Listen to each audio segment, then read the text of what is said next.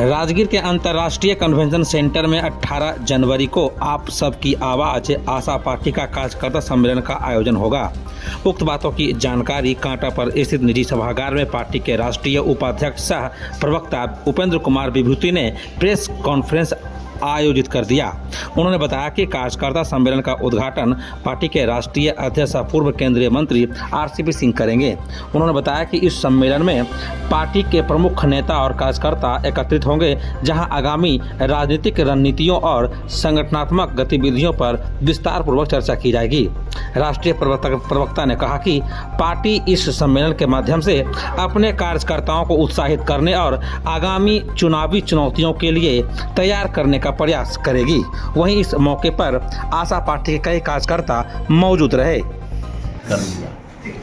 तो अब जब इतनी बड़ी ऑर्गेनाइजेशन बन गई, इतनी बड़ी संगठन बन गई, अब आगामी 2025 में विधानसभा चुनाव है, तो हम सभी कार्यकर्ताओं को बुलाकर और लोगों को माननीय रामचंद्र बाबू का जो संदेश है कि हमको प्रत्येक विधानसभा में चुनाव लड़ना है, चुनाव जीतने के लिए, चूँकि राजनीति शासन सत्ता के लिए की जाती है।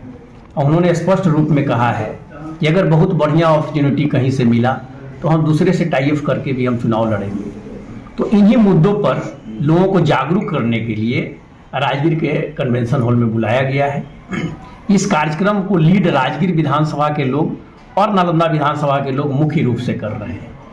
उद्देश्य उसका 18 तारीख को जो हम लोग का बड़ा वाला हॉल है उसमें हम लोग बुक किए हैं, तो 2-2.5 हज़ार आदमी जरूर रहेंगे। मेनली नालंदा विधानसभा, राजगीर विधानसभा के लोग भी रहेंगे और जिला का कार्यकर्ता अपनी पार्टी का और स्टेट का कार्यकर्ता सभी लोग रहेंगे। और प्रोग्राम क्या चुनावी मूल मंत्र भी दिया जाएगा? बिल्कुल दिया जाएगा। चुनावी मूल मंत्र जी।